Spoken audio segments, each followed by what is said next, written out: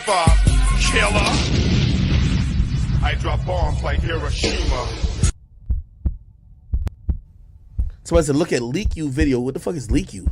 Is it like a site? What's LeakYou? LeakYou. Is it a YouTube channel? Oh, shit. Oh, all right, bet. Here we go.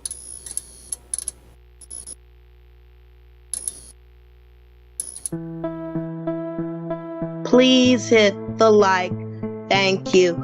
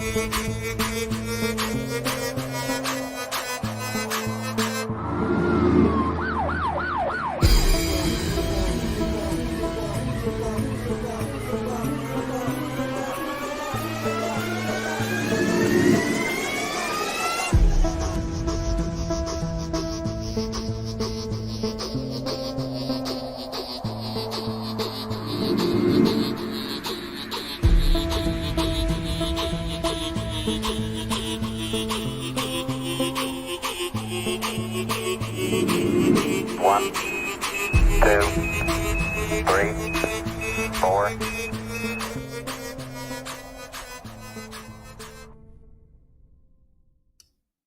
Hey, good morning, good afternoon, good evening, everyone. I hope you're having a fantastic day.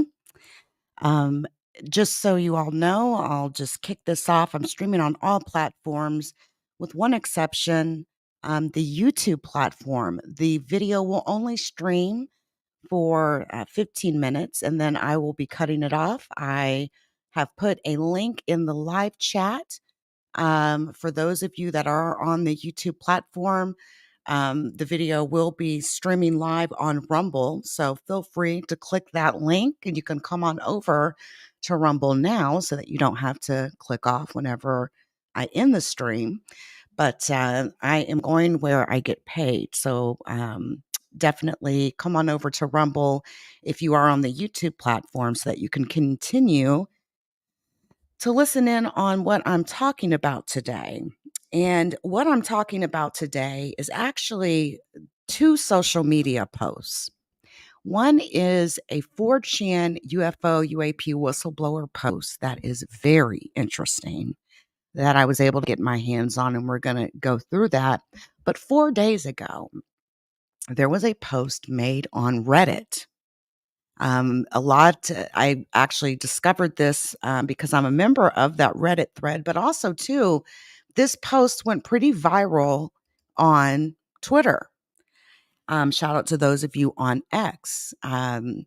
This post was very interesting, very detailed, and quite long. And I think that I would like to actually show this post to you because guess what happened as of today? The post is gone all of a sudden. And it wasn't deleted by the moderator on the Reddit thread. It was actually removed by the OP, the original poster. And I can understand why. There is, there's a lot of concern around whistleblowers being killed or injured or whatever the case may be behind this very topic. And being a whistleblower, there's not very many people that work in these compartmentalized spaces. And the information within this post I felt quite interesting. And so I want to go through that. And then I want to show you all the 4chan whistleblower post that apparently the OP, the original poster, posted this on 4chan, right? And he or she was asked, why all of a sudden are you whistleblowing now? And he or she said, liver cancer has a lot to do with that. So, with that being said, I would like to start off with the Reddit thread that has all of a sudden been removed. Okay. And I want to show you this. Um, let's see here. It has all of a sudden been removed from the Reddit page, as you can see. This post was titled as I worked on a team that dealt with NHI technology and left in 2018. And as you can see, it says, sorry, this post was deleted by the person who originally posted it. Again, not to me, not to be, it's not unexpected. So I want you all to actually hear and see the post really quickly. Give me a second here. There we go. Luckily, and I do mean luckily, I had yesterday, I believe it was yesterday or the day before, it was the day before. It took me 2 days to read through this post, right? So it is quite long, but I'm going to read through this for you all, and I want you to listen to this, prepared to be pretty much mind blown, okay? Let's go. All right. So this was a post written 2 days ago. And the title is I worked on a team that dealt with NHI technology and left in 2018. NHI means non-human intelligence. Hi, I'm writing this because I never got any sort of debrief or moment to decompress from a job I quit in February of 2018. I worked for an agency that dealt with issues related to non human intelligence. Sometimes these were referred to as EBEs, or as a friend lovingly called them, IEs. I can't divulge what I did specifically. Most of the information I'm going to discuss is anecdotal information that I found out about from colleagues. This is because it would be easy to identify me from what my role was, as the information I can say about what I did specifically would be personally identifying. Feel free to dismiss my post as a hoax entirely. I know the right people will believe me. I'm posting this for myself to make peace with the gravity, no pun intended, of the situation. I tried VA and independent therapy, but divulging this sort of information to a hipster trained in active listening probably wouldn't go well. Posting here is a last resort, but I hope I'm welcome to discuss what I can. I'll first talk about my career history, what working for the agency is like, how it functions, and then my general thoughts. If my post makes it past moderation, I'll answer as many questions as I can. I'm unwilling to post an ID privately to moderators or otherwise. People who did that faced consequences. I don't think those people were Reddit leakers specifically, but any act to talk about the information in any meaningful way outside of the chain of command ends badly. I'd rather be accused of making things up than risk that, because I simply don't care what people think of me. Hopefully, my post will clear up why. I'm currently a university professor. Not at the university my username would lead you to believe. I was inspired to write this post when one of my students referred to me as verbatim, quote, a dude who has to know about aliens, end quote. If only he knew that wasn't even the start of it. Graduated from college in the early 90s with a degree in something I'm passionate about but never used. I started my career as an assistant for a mechanical engineer at an aerospace contractor I got after working some connections I had. Entry level contractor jobs are easier to get than you may think. Well, maybe not if you've posted here. I eventually was a project manager overseeing a small team working on experimental aircraft. Over the course of my career in aviation, I worked at 3 different contractors. I was on some of the teams working in autonomous flight in Nevada, among other places. I'll share two major things I noticed that, looking back, could be related to NHI research, non human intelligence. It was sort of open secret. I was let in on at some point in the late 90s that if a large scale invasion or threat to the mainland US were to materialize, the US had an ultimate trump card of sorts that would render everything we were working on as completely obsolete. Jokes like, well, work smarter, not harder on X, because if it were to come down to it, we wouldn't use that technology anyway, weren't uncommon. I assumed this was referring to nukes. Later, I spent time doing inspections at various secret facilities due to my standing in particular agencies. If I'm identified, I will definitely lose that standing. So there's that. This was not as exciting as it sounds. It was very technical and boring. I was mostly just a glorified HVAC inspector.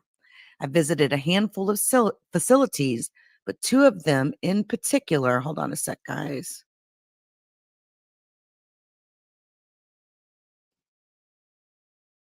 One second.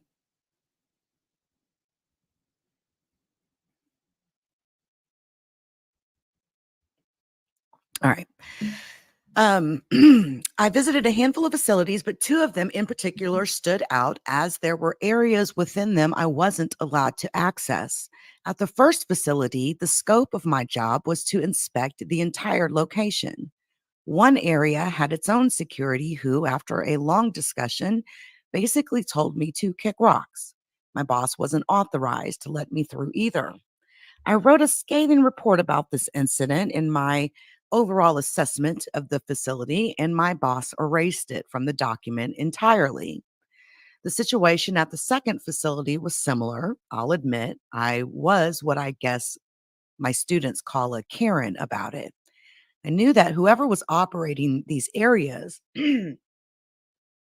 was working completely outside of congressional regulation, which, while it does happen in certain sectors, is really not a good look. Once I got the job I'm talking about, I was able to confirm the second facility was related to NHI research. I was never able to confirm the first was. After a teaching stint, I was offered an interview for a position in my project management roots again near where I was living at the time. I wasn't told what I would be working on, which isn't uncommon. I was excited to get back to work because I had been working on goal oriented drone swarms in my free time and assumed that's what the interview would be for. The interview took place in a skiff in someone's house. Looking back, this was most likely a house that wasn't lived in, but just used for the purpose of interviewing potential hires without giving away the location. It's also likely this was the location because this agency doesn't exist in any official capacity. Yes, it has a name. It gets sort of kind of funding. Saying the name would get me killed. I wish I were exaggerating. I was told the name at the start of the interview, and I had never heard of it before. I've never even said the name out loud. Paradoxically, even though the agency doesn't exist, if someone knew the name, it's likely a paper trail exists through publicly available documents. A lot of the information isn't classified because the agency is so secretive.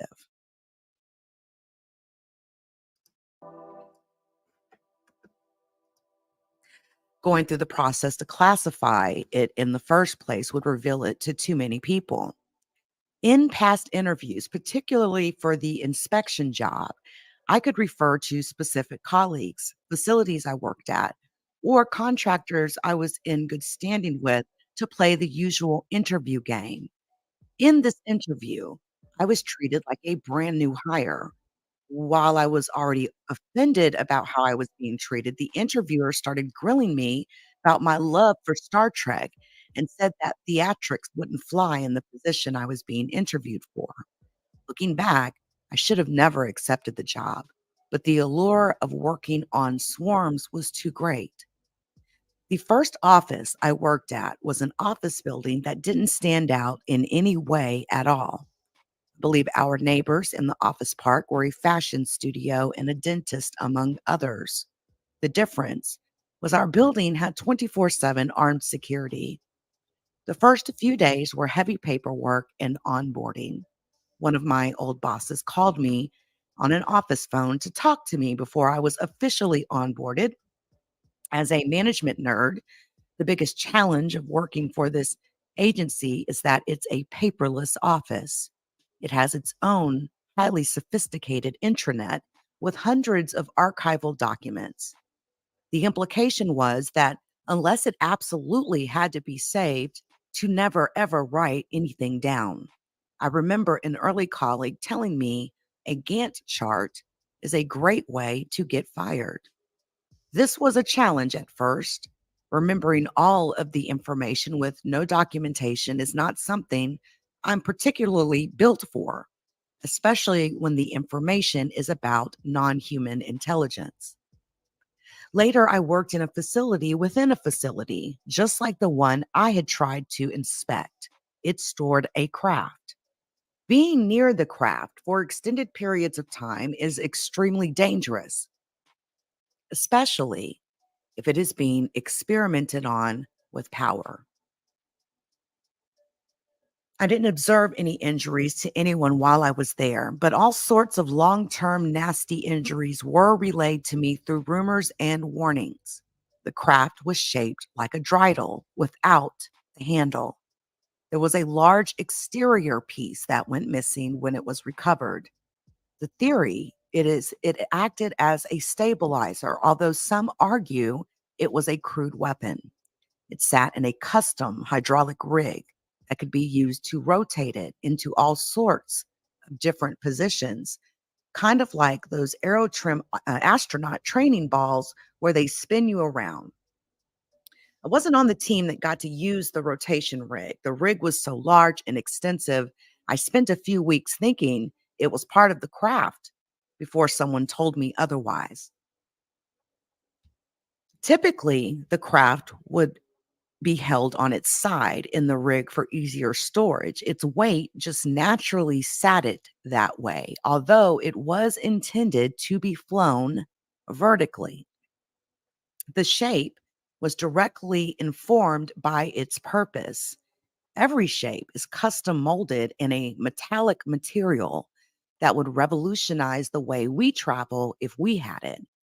In following the topic as much as I can manage to, I've seen some other people mention the material. There were some material scientists that had been working there for decades. I never got to go inside the craft.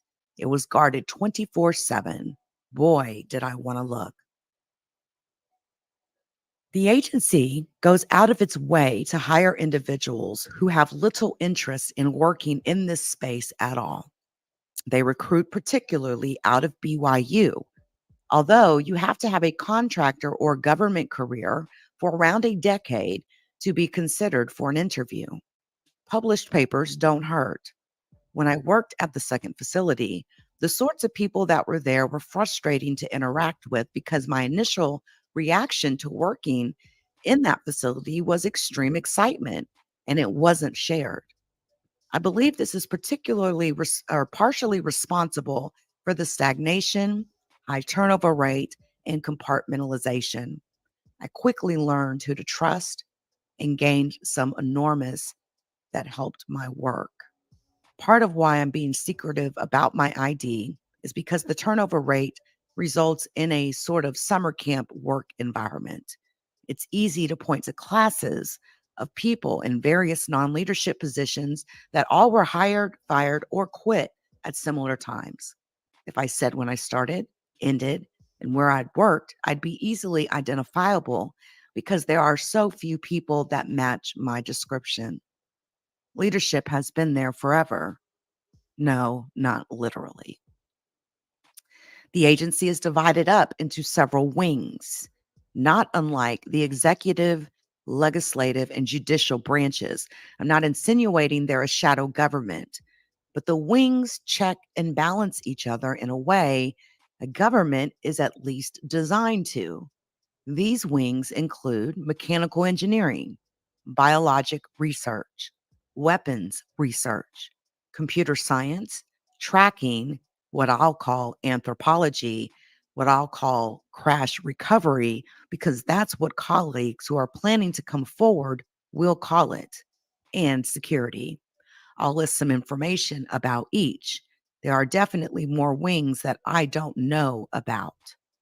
What's unique is these subgroups exist all as part of different parent government organizations and are HQ'd where their parent agencies are. For example, the tracking wing is sort of kind of embedded as R&D at NORAD. This is a simplification of the actual paperwork involved. It's honestly complicated, and I don't know much about how it works. I do know that this is how they maintain funding even when the parent agency goes completely dark for stretches of time. It's worth mentioning that these departments employ at most 50 people each. It's typically much lower than that. This is why we're all pushing for whistleblower protection. It's not hard to identify us because there are so few of us in the first place. Mechanical engineering is exactly what it sounds like. It's the most extensive, the oldest, and the most compartmentalized. We have crashed craft in various states of complete. We had a recovered craft that worked almost perfectly